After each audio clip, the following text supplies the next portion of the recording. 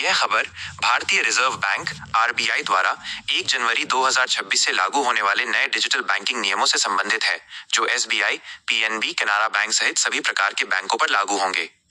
ये नियम मुख्य रूप से डिजिटल सुरक्षा को मजबूत करने, नियमों को सरल बनाने और ग्राहकों के लिए पारदर्शिता बढ़ाने पर केंद्रित हैं।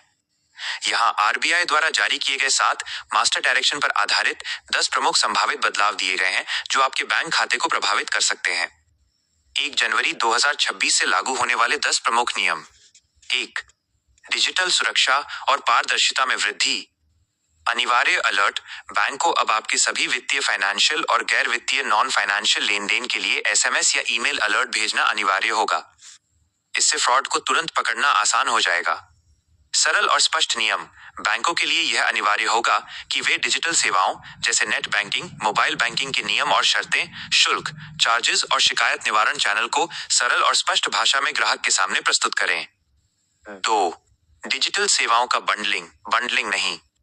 सेवा चुनने की आजादी। बैंक अब आपको किसी एक डिजिटल सेवा जैसे डेबिट कार्ड का उपयोग करने के लिए अन्य सेवाओं जैसे ऐप डाउनलोड को जबरन बंडल करने या चुनने के लिए मजबूर नहीं कर सकते।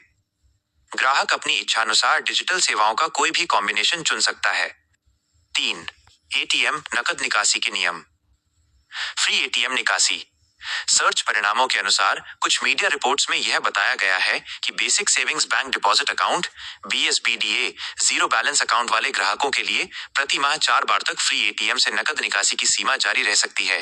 हालांकि इस पर अंतिम स्पष्टता आधिकारिक अधिसूचना से ही मिलेगी। डिजिटल लेनदेन पर कोई शुल्क नहीं। यूपीआई, आईएम्स, एनईएफटी और आरटीजीएस जैसे डिजिटल ट्रांजैक्शन को एटीएम निकासी की फ्री लिमिट में शामिल नहीं किया जाएगा। इसका मतलब है कि इन पर अलग से चार्ज नहीं लगेगा। 4. जीरो बैलेंस अकाउंट (BSBDA) में बदलाव। KYC update. यदि आपके खाते में एक निश्चित अवधि तक कोई लेनदेन नहीं होता है या केवाईसी अपडेट नहीं है, तो आपका खाता डीएक्टिवेट हो सकता है। ये नियम खातों को चालू रखने और फ्रॉड रोकने के लिए है। फ्री सुविधाएं। BSBDA ग्राहकों के लिए पासबुक, मासिक स्टेटमेंट जैसी कई सेवाएं अनिवार्य रूप से मुफ्त रहेंगी। 5. शुल्क चार्जेस में पारदर्शिता। हिडन चार्ज खत्म। आरबीआई बैंकिंग चार्जेज पर पारदर्शिता बढ़ाने पर जोर दे रहा है, जिससे बैंकों द्वारा लगाए जाने वाले छुपे हुए, हिडन या ओवरलैपिंग शुल्क को कम या खत्म किया जा सके। मानकीकृत शुल्क प्रारूप।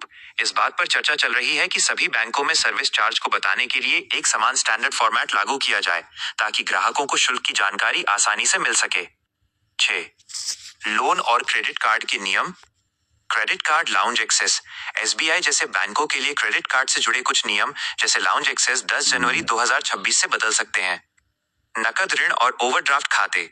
आरबीआई ने नकद ऋण, कैश क्रेडिट, चालू खाते, करंट अकाउंट और ओवरड्राफ्ट खातों के लिए भी संशोधित नियम जारी किए हैं, जिससे संचालन और पारदर्शिता बेहतर हो सके।